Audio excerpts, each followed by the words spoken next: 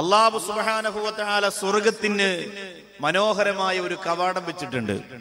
നിങ്ങൾ എത്ര ഇബാദത്ത് ചെയ്താലും, നിങ്ങൾ എത്ര സൽക്കർമ്മങ്ങൾ ചെയ്താലും, നിങ്ങൾ എത്ര ഖുർആൻ ഓതിയാലും, നിങ്ങൾ എത്ര സ്വതക്ക ചെയ്താലും, നിങ്ങൾ എത്ര ത്യാഗം ചെയ്താലും, ആ സ്വർഗത്തിന്റെ കവാടം തുറക്കാനുള്ള യോഗ്യത നേടിയാലല്ലാതെ ആ സ്വർഗത്തിന്റെ സുഖം നുകരാൻ നിങ്ങൾക്ക് സാധ്യമല്ല എന്ന് നബി സല്ലല്ലാഹു അലൈഹി വസല്ലമ തങ്ങൾ പറഞ്ഞിട്ടുണ്ട്. എന്തൊക്കെ ഭൗതിക ലോകത്ത് നിങ്ങൾ ചെയ്താലും അള്ളാഹുവിന്റെ സ്വർഗം നിങ്ങൾക്ക് കരസ്ഥമാകണമെങ്കിൽ ആ സ്വർഗത്തിന്റെ കവാടം നിങ്ങളുടെ കൈവെള്ളയിൽ, നിങ്ങളുടെ കൈക്കുമ്പിളിൽ സുരക്ഷിതമായിരിക്കണം എന്നതാണ്. എന്താണ് സ്വർഗത്തിന്റെ കവാടം? ഇസ്ലാമിക ചരിത്രത്തിൽ ആരുമെത്താത്ത തസവൂഫിന്റെ നവോമണ്ഡലങ്ങൾ കടന്ന് അള്ളാഹുവിന്റെ പൂർണ്ണമായ പൊരുത്തം ആഗ്രഹിച്ചുകൊണ്ട് കടന്നുപോയ ഒരു മഹാനായ വലിയുണ്ടായിരുന്നു. ജനങ്ങൾക്കിടയിൽ നിന്ന് അകന്നു മാറി നിന്നുകൊണ്ട് ഇബാദത്തിലൂടെ, ആരാധനയിലൂടെ, സൽക്കർമ്മങ്ങളിലൂടെ, പുണ്യങ്ങളിലൂടെ അള്ളാഹുവിന്റെ പൂർണ്ണമായ പൊരുത്തം നേടാൻ വേണ്ടി കടന്നുപോയ ഈമാൻ തുളുമ്പുന്ന ഒരു പ്രിയപ്പെട്ട സൂഫിയായ, യോഗ്യനായ, ആബിദായ, ആലിമായ ഒരു മനുഷ്യനുണ്ടായിരുന്നു. അദ്ദേഹത്തിന്റെ ജീവിതത്തിലെ ഏറ്റവും വലിയ ആഗ്രഹം ആരും ഇന്ന് വരെ കടന്നു ചെന്നിട്ടില്ലാത്ത വിധം അള്ളാഹുവിന്റെ പൂർണ്ണമായ പൊരുത്തത്തിലേക്ക് എത്തുക എന്നതായിരുന്നു. അങ്ങനെ ആ പ്രിയപ്പെട്ട മനുഷ്യൻ മനുഷ്യർക്കിടയിലുള്ള ബന്ധങ്ങളെ കുറേശ്ശെ ഒഴിവാക്കി അവരെല്ലാം എന്റെ ഇബാദത്തിന് തടസ്സമാണ്, എന്റെ സർവ്വ ബന്ധങ്ങളും ഞാൻ ഒഴിവാക്കുന്നു, അള്ളാഹുവിന്റെ പൂർണ്ണമായ പൊരുത്തവും തൃപ്തിയും നേടി അവന്റെ ലിഖാഇന് വേണ്ടി എന്ന് തീരുമാനിച്ച് ആ പ്രിയപ്പെട്ട സൂഫിയായ മനുഷ്യൻ ഇബാദത്ത് ചെയ്യാൻ തുടങ്ങി. മനുഷ്യരിൽ നിന്ന് അകന്ന് മരുഭൂമിയുടെ ഒരു ഭാഗത്ത് പ്രത്യേകിച്ച് ഒരു ടെന്റ് കെട്ടിയിട്ട് ആ പ്രിയപ്പെട്ട സഹോദരൻ ഇബാദത്ത് ചെയ്യുമ്പോ അദ്ദേഹത്തിന്റെ പ്രിയപ്പെട്ട ഉമ്മ, 9.5 മാസത്തോളം തന്റെ വയറ്റിൽ ചുമന്ന പ്രിയപ്പെട്ട ഉമ്മ, ആ പ്രിയപ്പെട്ട ഉമ്മ ഈ പ്രിയപ്പെട്ട സഹോദരന്റെ മകന്റെ മുമ്പിലേക്ക് കടന്നു ചെന്നിട്ട് ആ പ്രിയപ്പെട്ട ഉമ്മ ആ മകനെ വിളിക്കുമ്പോ ആ മകൻ നമസ്കാരത്തിലായിരുന്നു, ആ മകൻ ഇബാദത്തിലായിരുന്നു.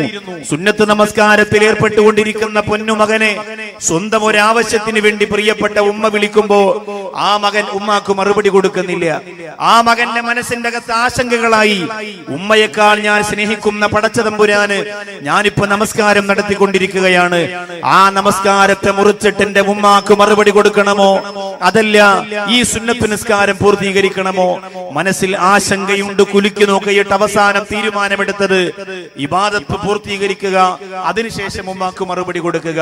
പക്ഷേ ആദ്യമായിട്ട് ഉമ്മ വന്നു മകനെ വിളിച്ചപ്പോൾ മകൻ മറുപടി കൊടുക്കാത്തത് കൊണ്ട് പ്രിയപ്പെട്ട ഉമ്മയുടെ മനസ്സിന്റെ അകത്ത് ഒരു വേദനയുണ്ടായി, ഒരു നീറ്റലുണ്ടായി, ഒരു സങ്കടമുണ്ടായി. ആ പ്രിയപ്പെട്ട ഉമ്മ വേദനയോടെ അവിടെ നിന്ന് മടങ്ങിപ്പോയി. കാലം ഒരുപാട് കഴിഞ്ഞുപോയി. ഈ പ്രിയപ്പെട്ട സൂഫിയായ മനുഷ്യൻ ആഗ്രഹിച്ചതുപോലെ ഉന്നതമായ പദവിയിലേക്ക്, സ്ഥാനത്തിലേക്ക് അല്ലാഹു റബ്ബുൽ ഇസ്സത്ത് എത്തിക്കുകയാണ്. മരുഭൂമിയുടെ ഒരു ഭാഗത്ത് ഒരു പ്രത്യേകിച്ച് ടെന്റ് കെട്ടിയിട്ട് ആ മനുഷ്യൻ ഇബാദത്ത് ചെയ്തുകൊണ്ടിരിക്കുമ്പോ വെളുത്തു തുടുത്ത് അതീവ സുന്ദരിയായ ഒരു പെണ്ണ് മലമുകളിൽ നിന്ന് താഴേക്ക് ഇറങ്ങി വരികയാണ്. ഈ സോലിഹായ മനുഷ്യന്റെ സുന്ദര പൂമുഖം കണ്ടപ്പോ ആ പ്രിയപ്പെട്ട പെണ്ണ് പരിസരം മുഴുവനും വീക്ഷിക്കുകയാണ്. ഇല്ല, ഒരാളുപോലും കാണാനില്ല, ഒരാളുപോലും പരിശോധിക്കാനില്ല, ഒരാളുപോലും കുറ്റപ്പെടുത്താനില്ല, ഒരാളുപോലും പരിഹസിക്കാനില്ല. ഈ പ്രിയപ്പെട്ട സുന്ദരനായ യുവാവിനെ എന്റെ ആവശ്യ നിർവഹണത്തിന് വേണ്ടി, എന്റെ വികാര പൂർത്തീകരണത്തിന് വേണ്ടി ഞാൻ ക്ഷണിച്ചാൽ ആരും ഇവിടെ അറിയുകയില്ല. എന്നെ പോലെ ഒരു സുന്ദരിയായ പെണ്ണ് ക്ഷണിച്ചാൽ ഏതു യുവാവും വലയിൽ വീടുമെന്നുറപ്പിച്ച് ഈ പ്രിയപ്പെട്ട സുന്ദരിയായ പെണ്ണ് വന്യവയോധികനായ ഇബാദത്ത് ചെയ്തുകൊണ്ട് കഴിഞ്ഞുകൂടുന്ന ഈ പ്രിയപ്പെട്ട സോലിഹായ മനുഷ്യനെ വ്യഭിചാരത്തിലേക്ക് ക്ഷണിക്കുകയാണ്. താൻ ഈ വനാന്തരത്ത് കഴിയുമ്പോ കടന്നു വരുന്ന വന്യജീവികളെ കൊന്നെടുക്കുന്നതിന് വേണ്ടി കയ്യിൽ വെച്ചിരിക്കുന്ന മൂർച്ചയേറിയ വാള് പുറത്തേക്ക് എടുത്തിട്ട് ആ സൂഫിയായ മനുഷ്യൻ പറഞ്ഞു, നിന്നെ പോലുള്ള പിശാചുക്കളിൽ നിന്ന് രക്ഷപ്പെടാനാണ് ഞാൻ ഈ വാള് കയ്യിൽ വെച്ചിരിക്കുന്നത്. എന്റെ ഈ കണ്ടുകൊണ്ട് ഒരിക്കലും ഞാൻ ഹറാമ കാണില്ല, എന്റെ ഈ കാതുകൊണ്ട് ഒരിക്കലും ഞാൻ ഹറാമ കേൾക്കില്ല. ഇബാദത്ത് ചെയ്തുകൊണ്ട് അല്ലാഹുവിന്റെ പൂർണ്ണമായ പൊരുത്തത്തിലേക്ക് പോകുന്ന എന്നെ വലയിൽ വീഴ്ത്താൻ നിന്നെ കൊണ്ട് കഴിയില്ല എന്ന് പറഞ്ഞ് ആ പ്രിയപ്പെട്ട സഹോദരൻ, ആ നശിച്ച പെണ്ണിനെ ആ ടെന്റിൽ നിന്ന് ആട്ടിയോടിക്കുകയുണ്ടായി. പെണ്ണല്ലേ, പെണ്ണിന്റെ മനസ്സിൽ പക വന്നാൽ, പെണ്ണിന്റെ മനസ്സിൽ വെറുപ്പ് വന്നാൽ, പെണ്ണിന്റെ മനസ്സിൽ വിദ്വേഷം വന്നാൽ, പെണ്ണിന്റെ മനസ്സിൽ അകത്ത് വല്ലാത്ത നീറ്റൽ അനുഭവപ്പെട്ടാൽ ആ പ്രിയപ്പെട്ട സോലിഹായ മനുഷ്യനെ ആ പെണ്ണ് ശിക്ഷിക്കാൻ വേണ്ടി തീരുമാനിച്ചു. ഒരു ആട്ടിടയനുമായി ശാരീരിക ബന്ധത്തിൽ ഏർപ്പെട്ട് ഈ പ്രിയപ്പെട്ട പെണ്ണ് ഗർഭം ധരിക്കുകയാണ്. പ്രസവിക്കുമ്പോ ചോരയുടെ മണം മാറാത്ത കുഞ്ഞിനെയും കയ്യിലെടുത്തു വെച്ച് മലമുകളിൽ നിന്ന് താഴേക്ക് ആ പ്രിയപ്പെട്ട പെണ്ണ് ഇറങ്ങി വരുമ്പോ അന്ന് ഈ പ്രിയപ്പെട്ട മനുഷ്യൻ ഏറ്റവും വലിയായി അള്ളാഹുവിന്റെ പൊരുത്തത്തിലേക്ക് പറന്നെത്തി കഴിഞ്ഞു. ജനങ്ങളെല്ലാവരും അദ്ദേഹത്തെ കാണാൻ വേണ്ടി കാത്തു നിൽക്കുന്നു. ആയിരക്കണക്കിന് ആളുകൾ അദ്ദേഹത്തെ ഒന്ന് മുസാഫഹത്ത് ചെയ്യാൻ വേണ്ടി കാത്തിരിക്കുന്ന പദവിയിലേക്ക്, പവറിലേക്ക് ആ മനുഷ്യനെത്തി. മലമുകളിൽ നിന്ന് താഴേക്ക് ഇറങ്ങി വന്ന പെണ്ണ്, സുന്ദരിയായ പെണ്ണ്, തന്റെ കയ്യിലിരിക്കുന്ന ചോരയുടെ മണം മാറാത്ത കുഞ്ഞിനെ ജനങ്ങളുടെ മുമ്പ് കാണിച്ചിട്ട് പറഞ്ഞു, ഈ കുഞ്ഞിന്റെ പിതാവ് നിങ്ങൾ വലിയെന്ന് പറയുന്ന കള്ള ഷെയ്ഖാണ്, ഈ കുഞ്ഞിന്റെ വാപ്പ അയാളാണ്. അതുകൊണ്ട് ഒരു കാരണവശാലും ആ കള്ളന്റെ, ആ കപടന്റെ മുമ്പിലേക്ക് ഇനി നിങ്ങൾ കടന്നു പോകരുത് എന്ന് പറഞ്ഞ് ആ പെണ്ണ് നാട് മുഴുവനും പ്രശ്നങ്ങൾ ഉണ്ടാക്കിയപ്പോൾ എല്ലാ ജനങ്ങളും പിന്തിരിയുകയാണ്. ജനങ്ങൾ അങ്ങനെയാണ്. ചെറിയ ഒരു വാർത്ത കേൾക്കുമ്പോൾ ആ ഒരു വ്യക്തിയിൽ നിന്ന് അകന്നു പോകാൻ ജനങ്ങൾക്ക് ഒരുപാട് സമയമൊന്നും വേണ്ട. എല്ലാവരും പിന്തിരിഞ്ഞു. കല്ലും കവണയും അടിയും ഇടിയുമായി ആ സഹോദരങ്ങൾ എല്ലാവരും കൂടി ഈ സോലിഹായ ആരിഫായ മനുഷ്യന്റെ ടെന്റ് വളഞ്ഞു. എന്നിട്ട് അയാളോട് പറഞ്ഞു, നീ കള്ളനാണ്. സുന്ദരിയായ ഒരു പെണ്ണിനെ വ്യഭിചരിച്ചിട്ട് ആ പെണ്ണ് പ്രസവിച്ച കുഞ്ഞുമായി ഇവിടെ വന്ന് നിൽക്കുകയാണ്. അതുകൊണ്ട് സത്യം പറയടാ എന്ന് പറഞ്ഞ് ആദ്യത്തെ ഏറ് കൊടുത്ത ആ പ്രിയപ്പെട്ട സഹോദരൻ പറഞ്ഞു, ഞാനൊന്ന് 2 റക്അത്ത് നിസ്കരിച്ചിട്ട് എനിക്ക് 2 റക്അത്ത് നിസ്കരിക്കാനും ദുആ ചെയ്യാനുമുള്ള ഒരു അവസരം നിങ്ങൾ തരിക, എന്നിട്ട് നിങ്ങൾ എന്നെ എറിഞ്ഞു കൊല്ലുക. എല്ലാവരും ക്ഷമയോടെ കാത്തിരുന്നു. 2 റക്അത്ത് നമസ്കരിക്കാൻ വേണ്ടി ഇറങ്ങി വന്ന പ്രിയപ്പെട്ട സഹോദരൻ തന്റെ കരമുയർത്തിയിട്ട് അല്ലാഹു റബ്ബുൽ ഇസ്സത്തിനോട് കരഞ്ഞുകൊണ്ട് പറഞ്ഞു, നാഥാ, ഇന്നുവരെ നിനക്ക് ഞാനൊരു തെറ്റും ചെയ്തിട്ടില്ല തമ്പുരാനെ. എന്റെ കണ്ണുകൊണ്ട് ഞാനൊരു ഹറാമ കണ്ടിട്ടില്ല, എന്റെ കാതുകൊണ്ട് ഞാനൊരു ഹറാമ കേട്ടിട്ടില്ല, എന്റെ കയ്യോ കാലോ കൊണ്ട് ഒരാളെ പോലും ഞാൻ ഉപദ്രവിച്ചിട്ടില്ല. എന്തിനാണിപ്പോൾ ഇങ്ങനെ ഒരു പെണ്ണിന്റെ പരീക്ഷണം എനിക്ക് നീ തന്നറിയില്ല. അതുകൊണ്ട് ചോരയുടെ മണം മാറാത്ത പ്രിയപ്പെട്ട കുഞ്ഞിനോട് നിന്റെ പിതാവ് ഞാനാണോ എന്ന് ചോദിക്കുമ്പോ, അല്ലാഹുവേ, ഞാൻ ഇത്രയും കാലം ചെയ്ത ഇബാദത്തിനെ പരിഗണിച്ച്, ഞാൻ ഇത്രയും കാലം ചെയ്ത സൽക്കർമ്മങ്ങളെ പരിഗണിച്ച് ആ കുഞ്ഞിനെ കൊണ്ട് നീ ഒന്ന് സംസാരിപ്പിക്കണേ അല്ലാ എന്ന് ആ മഹാനായ വലിയ അല്ലാഹു റബ്ബുൽ ഇസ്സത്തിനോട് പൊട്ടിക്കരഞ്ഞുകൊണ്ട് പറയുമ്പോൾ എല്ലാവരും പുച്ഛിച്ചു തള്ളുകയാണ്. എല്ലാവരും കളിയാക്കി ചിരിച്ചു പുച്ഛിച്ചു തള്ളുകയാണ്. എങ്ങനെയാണ് ഈ പ്രിയപ്പെട്ട മനുഷ്യന് ചോരയുടെ മണം മാറാത്ത കുഞ്ഞിനെ കൊണ്ട് സംസാരിപ്പിക്കാൻ കഴിയുക? എല്ലാവരും കളിയാക്കി. പക്ഷേ സോലിഹായ ആബിദായ മനുഷ്യൻ കടന്നു വന്ന് ഈ പ്രിയപ്പെട്ട കുഞ്ഞിന്റെ മുഖത്ത് നോക്കിയിട്ട് അല്ലാഹു റബ്ബുൽ ഇസ്സത്തിനെ സാക്ഷിയാക്കിയിട്ട് ഞാൻ ചോദിക്കുകയാണ്, ഞാൻ നിന്റെ പിതാവാണോ എന്ന് ചോദിക്കുമ്പോൾ ആ കുഞ്ഞു പറയുന്നു, നിങ്ങൾ എന്റെ പിതാവല്ല. എന്റെ പിതാവ് ഈ മലമുകളിൽ താമസിക്കുന്ന ആട്ടിടയനാണ്. എന്റെ പിതാവ് ഈ മലമുകളിൽ താമസിക്കുന്ന ആട്ടിടയനാണ്. നിങ്ങൾ എന്റെ പിതാവല്ല എന്ന് പറഞ്ഞപ്പോൾ എല്ലാവരും അത്ഭുതത്തോടുകൂടി, എല്ലാവരും അതിശയത്തോടുകൂടി നോക്കുകയാണ്. എങ്ങനെയാണ് ഈ പ്രിയപ്പെട്ട സഹോദരന് ഈ കുഞ്ഞിനെ കൊണ്ട് സംസാരിപ്പിക്കാൻ കഴിഞ്ഞത്? ഇബാദത്തിലൂടെ, ആരാധനയിലൂടെ, സൽക്കർമ്മത്തിലൂടെ അർഹമറഹീമായ പടച്ച തമ്പുരാന്റെ ഏറ്റവും വലിയ പൊരുത്തം നേടിയ, ഏറ്റവും വലിയ തൃപ്തി നേടിയ ഈ മഹാനായ മനുഷ്യൻ ഒരു ചെറിയ ആളല്ല. അല്ലാഹുവിന്റെ പൂർണ്ണമായ പൊരുത്തം കിട്ടുന്ന ഒരു വലിയാണ്. അതുകൊണ്ട് തന്നെ ഈ മനുഷ്യനെ ഞങ്ങൾ അധിക്ഷേപിക്കാനും ആക്ഷേപിക്കാനും പരിഹസിക്കാനും കുറ്റപ്പെടുത്താനും പാടില്ല എന്ന് പറഞ്ഞുകൊണ്ട് ജനങ്ങളെല്ലാവരും കൂടി വന്നിട്ട് പൊരുത്തം ചോദിക്കാൻ തുടങ്ങി. അങ്ങനെയുള്ള മഹാനായ വലിയ ആ പെണ്ണിനെ ജനങ്ങൾ കുറ്റപ്പെടുത്തി ആട്ടിയോടിച്ചു. ഇത്രയും വലിയ ഒരു മനുഷ്യനെയാണല്ലോ ഞങ്ങൾ കുറ്റപ്പെടുത്തിയതെന്ന് ചിന്തിച്ച് എല്ലാവരും മനസ്താപത്തോടുകൂടി പിരിഞ്ഞുപോയി. പക്ഷേ ഈ പ്രിയപ്പെട്ട സോലിഹായ ആരിഫായ മനുഷ്യന് ഉറക്കം വന്നില്ല. അന്ന് രാവും പകലും ആ പ്രിയപ്പെട്ട സഹോദരൻ തിരിഞ്ഞും മറിഞ്ഞും കിടന്നു. അല്ലാഹുവേ, പടച്ചവനെ, എന്തുകൊണ്ടാണ് എന്നെ ഇങ്ങനെ പരീക്ഷിച്ചതെന്ന് ആ പ്രിയപ്പെട്ട സഹോദരൻ അറിയില്ല. എന്തുകൊണ്ടാണ് അല്ലാഹു റബ്ബുൽ ഇസ്സത്ത് തന്നെ പരീക്ഷിച്ചതെന്ന് ആ പ്രിയപ്പെട്ട സഹോദരന് മനസ്സിലായില്ല. അല്ലാഹുവിനോട് കരഞ്ഞുകൊണ്ട് ദുആ ചെയ്തു, അല്ലാ, അർഹമറഹീമായ പടച്ചവനെ, എന്തിനാണ് എന്നെ ഇങ്ങനെ പരീക്ഷിച്ചതല്ലാ? ഒരു തെറ്റ് പോലും ചെയ്യാതെ, ഒരു പാപക്കറകൾ പോലും വിരളാതെ പരിശുദ്ധമായ ജീവിതവും നയിച്ചുകൊണ്ട് കടന്നു വരുന്ന എന്നെ ഇങ്ങനെ പരീക്ഷിച്ചത് എന്തിനാണ് അല്ലാ? ആ പ്രിയപ്പെട്ട സഹോദരന്റെ ചിന്തയ്ക്ക് മറുപടി കൊടുത്തുകൊണ്ട് അല്ലാഹു അറിയിച്ചു കൊടുത്തരെന്തെന്നറിയോ? എത്രയോ നാളുകൾക്ക് മുമ്പ് താൻ നമസ്കാരത്തിൽ ഇടപെട്ടുകൊണ്ടിരുന്നപ്പോ തന്റെ പ്രിയപ്പെട്ട മാതാവ് തന്റെ പ്രിയപ്പെട്ട ഉമ്മ പുറകിൽ നിന്ന് വിളിച്ചല്ലോ. ആ പ്രിയപ്പെട്ട ഉമ്മ വിളിച്ചപ്പോ ആ ഉമ്മാക്ക് മറുപടി കൊടുക്കാത്തത് കൊണ്ട് ഉമ്മയുടെ പ്രിയപ്പെട്ട മനസ്സൊന്ന് വേദനിച്ചല്ലോ. ഉമ്മയുടെ മനസ്സ് വേദനിച്ചപ്പോ ആ പ്രിയപ്പെട്ട മാതാവിന്റെ മനസ്സിന്റെ സങ്കടത്തിന് പകരമായി, ആ പ്രിയപ്പെട്ട മാതാവിന്റെ നൊമ്പരത്തിന് പകരമായി, ആ പ്രിയപ്പെട്ട മാതാവിന്റെ മനോമുഖരത്തിൽ വന്നു വീണ കനൽക്കട്ടകൾക്ക് പകരമായി അല്ലാഹു റബ്ബുൽ ഇസ്സത്തി സോലിഹാര മനുഷ്യന് കൊടുത്ത ഒരു പരീക്ഷണമാണ് നിങ്ങൾ കണ്ടതെന്ന് ആ സൂഫിയാര മനുഷ്യന് ബോധ്യമായപ്പോ സുബ്ഹാനല്ലാഹ്, ലോകത്ത് ആരിഫായാലും ആബിദായാലും ആലിമായാലും എത്ര പ്രാവശ്യം ഹജ്ജിന് പോയവനാണെങ്കിലും എത്ര പാവപ്പെട്ട യതീമീങ്ങളെ കല്യാണം നടത്തിയവനാണെങ്കിലും മാതാപിതാക്കളെ വേദനിപ്പിച്ചാൽ, മാതാപിതാക്കളെ സങ്കടപ്പെടുത്തിയാൽ, മാതാപിതാക്കളുടെ മനസ്സിന്റെ കത്ത് സങ്കടത്തിന്റെ കനൽക്കട്ട കോരികെട്ട് കൊടുത്താൽ, ഒരു മാതാവിനെ കരയിപ്പിച്ചാൽ, ഒരു പിതാവിനെ സങ്കടപ്പെടുത്തിയാൽ അല്ലാഹു റബ്ബുൽ ഇസ്സത്ത് അവന് ഏറ്റവും വലിയ പരീക്ഷണം ഈ ഭൗതിക ലോകത്ത് വെച്ച് തന്നെ കൊടുക്കുമെന്ന് ഈ ചരിത്രത്തിലൂടെ എന്റെ പ്രിയപ്പെട്ട സഹോദരങ്ങൾ പഠിച്ചുകൊള്ളുക. അതാണ് അല്ലാഹുവിന്റെ റസൂൽ നബി മുഹമ്മദ് മുസ്തഫ സല്ലല്ലാഹു അലൈഹി വസല്ലമ തങ്ങൾ പറഞ്ഞത്. നിങ്ങളുടെ വീട്ടിന്റെ അകത്ത് തുറന്നിരിക്കുന്ന സ്വർഗത്തിന്റെ 2 കവാടങ്ങളുണ്ട്.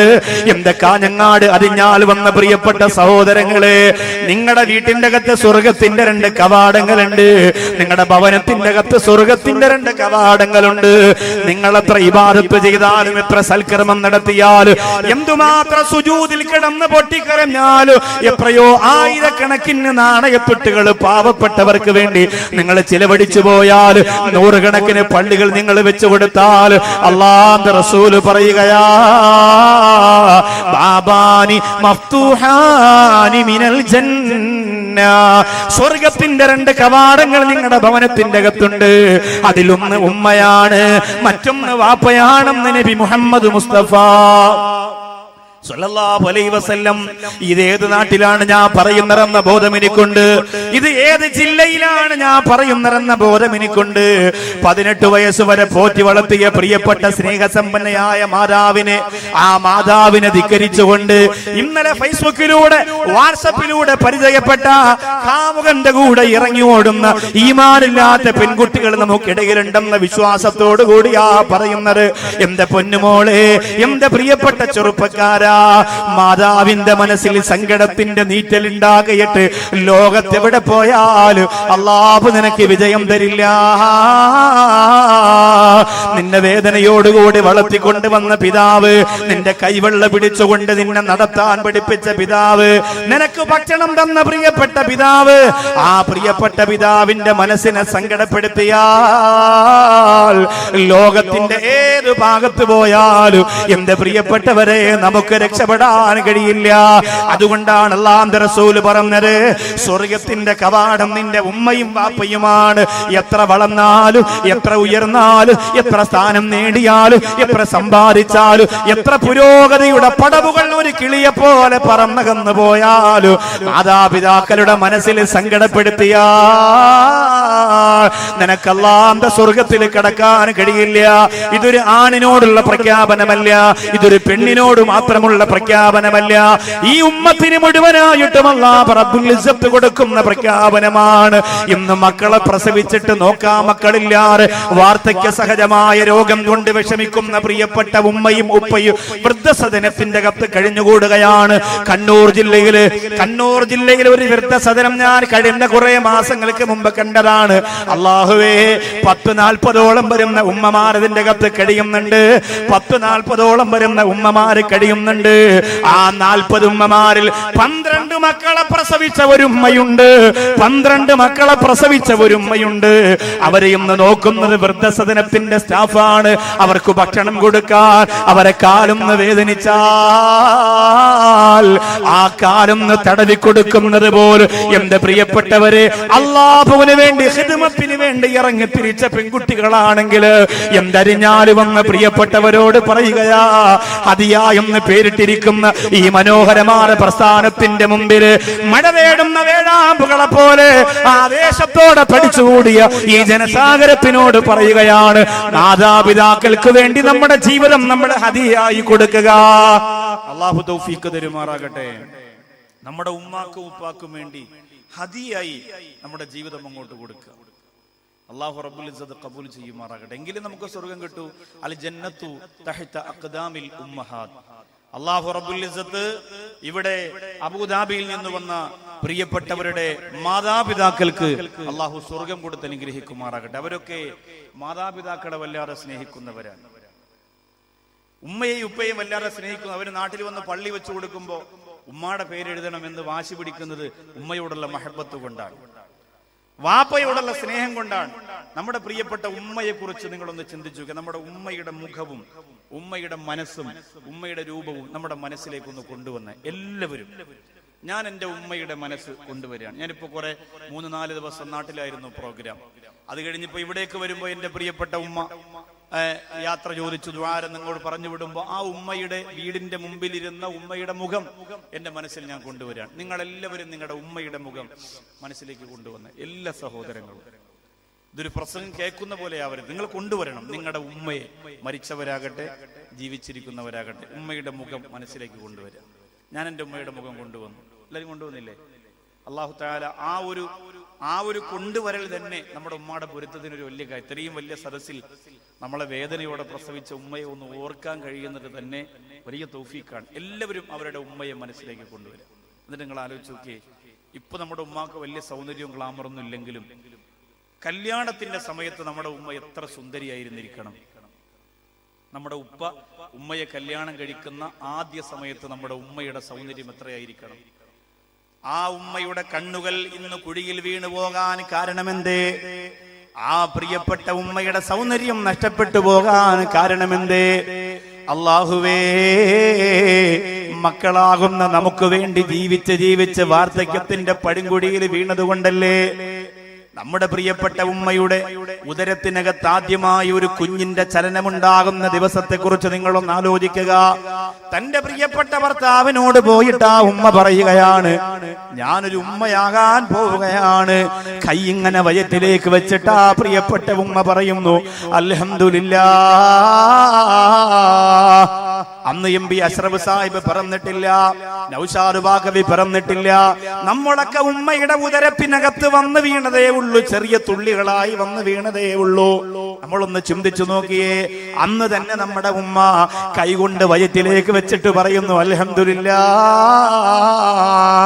ആൺകുട്ടിയാണെങ്കിലും പെൺകുട്ടിയാണെങ്കിലും ഒരു കേടുകൂടാറ്, ഒരു പ്രയാസം കൂടാറ് എന്റെ തങ്കക്കുടത്തിനെ പുറത്തു കൊണ്ട് വരണേ അല്ലാഹ്. ഓരോ മാസവും ഉമ്മയുടെ വയറിങ്ങനെ വളരുകയാണ്. പഴയതുപോലെ ഉമ്മാക്ക് എല്ലാ ജോലിയും ചെയ്യാൻ കഴിയുന്നില്ല. എപ്പോഴും നമ്മളോടുള്ള ശ്രദ്ധയാണ്, എന്റെ കുഞ്ഞല്ലേ എന്ന് പറഞ്ഞ്. അല്ലാഹുവേ, ഉമ്മ ഭക്ഷണം കഴിക്കുന്നത് നമുക്ക് വേണ്ടിയാണ്, ഉറങ്ങുന്നത് നമുക്ക് വേണ്ടിയാണ്, വിശ്രമിക്കുന്നത് നമുക്ക് വേണ്ടിയാണ്, ജീവിക്കുന്നത് നമുക്ക് വേണ്ടിയാണ്. വയറ് വലുതാകുമ്പോൾ 8.5 മാസം 9 മാസമൊക്കെ ആകുമ്പോ സുബ്ഹാനല്ലാഹ്, നമ്മുടെ ഉമ്മ എന്തുമാത്രം വേദനിക്കുന്നു എന്ന് നിങ്ങളൊന്ന് ചിന്തിക്കുക.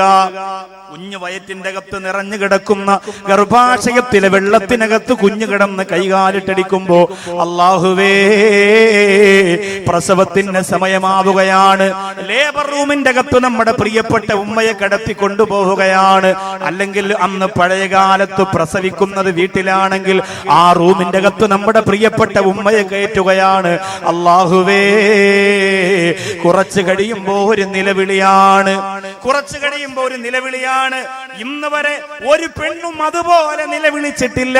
അത്രത്തോളം തന്റെ വായ തുറന്നിട്ട് ആ പെണ്ണ് നിലവിളിച്ചുകൊണ്ട് പൊട്ടിക്കരയുമ്പോ അല്ലാഹുവേ, ഞാനും നിങ്ങളും പുറത്തേക്ക് വരികയാണ്.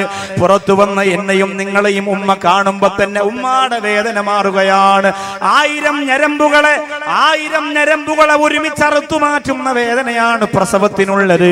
പുറത്തു വന്ന ഞങ്ങളെ കാണുമ്പോ ആ വേദന നമുക്ക് വേണ്ടി ഉമ്മ മറക്കുകയാണ്. നമ്മ വാരിയെടുത്ത് 2 കവിളത്ത് മുത്തം തരികയാണ്.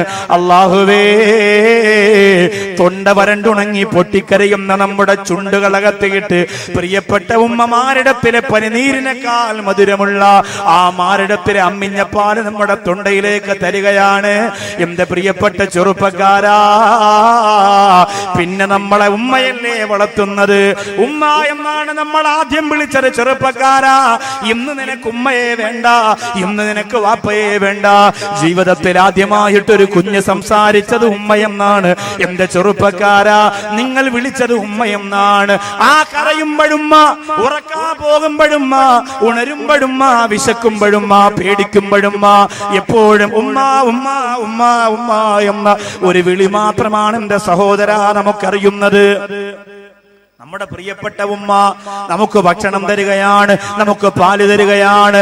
നമ്മൾ എപ്പോഴെങ്കിലും ഒന്ന് പൊട്ടിക്കരഞ്ഞാൽ പ്രിയപ്പെട്ട ഉമ്മ ഓടി വന്നിട്ട് നമ്മെ വാരിയെടുക്കുകയാണ്. നമ്മുടെ കരച്ചിൽ കേട്ടാൽ എവിടെയാണെങ്കിലും ആ പ്രിയപ്പെട്ട ഉമ്മ കയ്യിൽ എന്തുണ്ടെങ്കിലും അതെല്ലാം കളഞ്ഞിട്ട് ഓടി വരികയാ.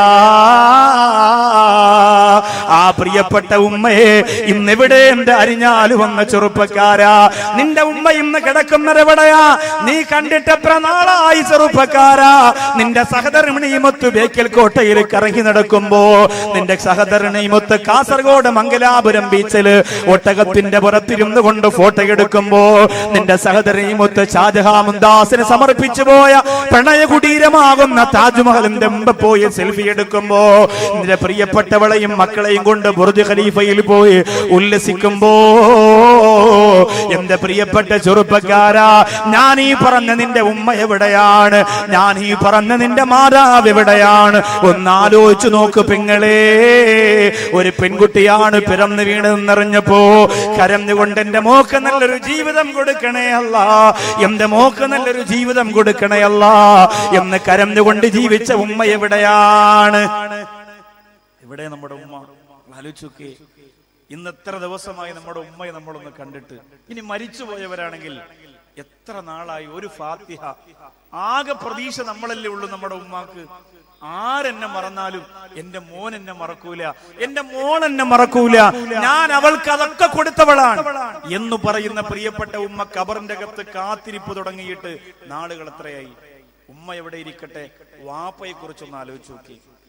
വാപ്പയെ കുറിച്ച് എന്റെ ഉപ്പയുടെ മുഖം. പരിശുദ്ധ റമദാൻ 17-ാം രാവ് വെള്ളിയാഴ്ച പ്രഭാതം 9 മണിക്ക് പുഞ്ചിരിക്കുന്ന മുഖത്തോടുകൂടി എന്റെ പ്രിയപ്പെട്ട ഉപ്പ മരണപ്പെട്ടു പോയി. ആ പ്രിയപ്പെട്ട ഉപ്പയെ ഞാൻ ചിന്തിക്കുന്നു. MP മൂസ സാഹിബ് എന്ന നിങ്ങളുടെ മനോമുഖരത്തിനകത്ത് സ്നേഹത്തിന്റെ 1000 താജ്മഹൽ ഒരുമിച്ച് പണിഞ്ഞ MP അഷ്റഫ് സാഹിബിന്റെ ഉപ്പയെ അദ്ദേഹം ചിന്തിക്കുന്നു. ഇവിടെ ഇരിക്കുന്ന ബഷീർ സാഹിബിന്റെ ഉപ്പയെ അദ്ദേഹം പിന്നെ ചിന്തിക്കുന്നു.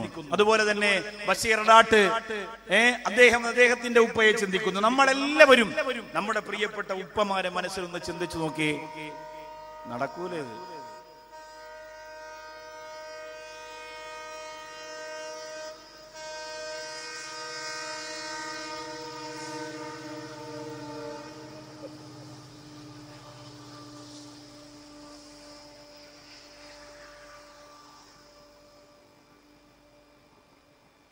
അൽഹംദുലില്ലാ. അപ്പോ പ്രിയപ്പെട്ട ഉപ്പയെ നമ്മളൊന്ന് ചിന്തിച്ചു നോക്കി. നമ്മുടെ ഉപ്പയെ നമ്മളൊന്ന് ആലോചിച്ച് നോക്കി. ഞാൻ എന്റെ ഉപ്പയെ കുറിച്ച് ആലോചിക്കുകയാണ്. ഒരുപാട് ഇബാദത്തുകളൊന്നും ചെയ്യാൻ എന്റെ ഉപ്പാക്ക് കഴിഞ്ഞിട്ടില്ല. പക്ഷേ അവസാനം മരിക്കുമ്പോൾ നല്ല ഒരു ആബിദായ മനുഷ്യനേക്കാൾ ഈമാന്റെ പ്രഭയുള്ള മുഖത്തോടു കൂടി മരണപ്പെട്ടു. അള്ളാഹു സ്വർഗം കൊടുത്ത് അനുഗ്രഹിക്കുമാറാകട്ടെ.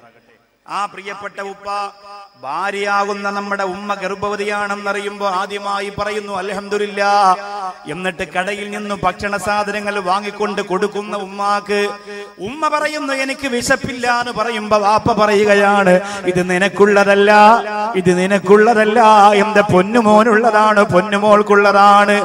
പ്രിയപ്പെട്ട ഉമ്മാക്ക് ഭക്ഷണം കൊടുക്കുന്നു, ഉമ്മാക്ക് മരുന്ന് കൊടുക്കുന്നു, ഉമ്മയെ കൊണ്ടുപോകുന്നു, ഉമ്മയോടൊത്ത് ചികിത്സയ്ക്ക് വേണ്ടി സർവ്വസ്ഥലത്തും പോകുന്നു, ഉമ്മാക്ക് പണം ചെലവഴിക്കുന്നു, ഉമ്മയുടെ സർവ്വകാര്യങ്ങൾക്ക് വേണ്ടിയും പ്രിയപ്പെട്ട വാപ്പ അല്ലാഹുവേ സമയം ചെലവഴിക്കുന്ന നമ്മൾ പിറന്നു വീഴുമ്പോഴോ ഹോസ്പിറ്റലും ദഗത്തളത്ത് വന്ന് നിങ്ങളുടെ പ്രിയപ്പെട്ട ഉമ്മയുടെ മുഖത്തൊന്ന് നോക്കിയിട്ട് ഞങ്ങളെ വാരിയെടുത്ത് കവിളത്ത് മുത്തം വെച്ചിട്ട് വാപ്പ പറയുകയാണ്, ഇനി എന്റെ ജീവിതം ഈ പൊന്നുമോന് വേണ്ടിയുള്ളതാ, ഇനി എന്റെ ജീവിതം ഈ പൊന്നുമോന് വേണ്ടിയുള്ളതാണ് അല്ലാഹുവേ. എന്നിട്ട് വാപ്പച്ച് നമുക്ക് ഭക്ഷണം വാരി തന്നില്ലേ, ഭക്ഷണം വാരി തന്നില്ലേ? വാപ്പ കടയിൽ പോയി വരുമ്പോ, കാസർഗോഡ് ജോലിക്ക് പോയി വരുമ്പോ, കാഞ്ഞങ്ങാട് ജോലിക്ക് പോയി വരുമ്പോ, നീലേശ്വരത്ത് ജോലിക്ക് പോയി വരുമ്പോ വീടിന്റെ മുറ്റത്ത് നമ്മൾ ആരും ഉറങ്ങാതെ കാത്തിരിക്കുകയാണ്. അല്ലാഹുവേ, ഉമ്മ ചോദിക്കുന്നു, മോനെ നീ ഉറങ്ങുന്നില്ലേ?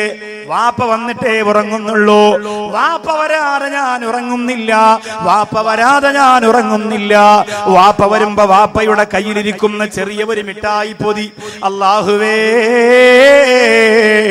ലോകത്തെവിടെയൊക്കെ പോയി എന്തൊക്കെ സമ്മാനങ്ങൾ നൗഷാദ് വാക്കവി വാങ്ങിച്ചിട്ടുണ്ടോ?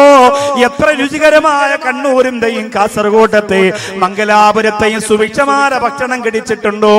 എന്റെ വാപ്പ പൊതിഞ്ഞുകൊണ്ടുവന്ന കടയുടെ പലഹാരത്തിന്റെ രുചിയോളം അതിന് ഞാൻ വില കൊടുത്തിട്ടില്ല എന്ന് എന്റെ പ്രിയപ്പെട്ടവരെ ഈ സദസ്സിനെ സാക്ഷി നിർത്തി പറയുമ്പോ എന്റെ അറിഞ്ഞാല് വന്ന സഹോദരങ്ങളെ, വാപ്പ കൊണ്ടുവന്ന മിഠായിയുടെ രുചി നിങ്ങൾ ഇത്ര പെട്ടെന്ന് മറന്നുപോയോ?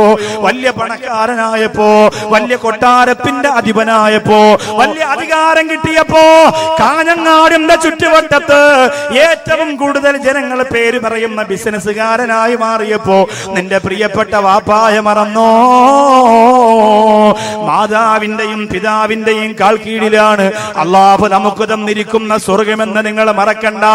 ഫഹൽ അസൈതും ഇൻ തവല്ലൈതും അം തുഫ്സിദൂ ഫിൽ അർള് വതുഖത്തിഉ അർഹാമകും ഉലൈകല്ലദീന ലഅനഹുമുല്ലാഹ്. അല്ലാഹ് പറയുകയാണ്,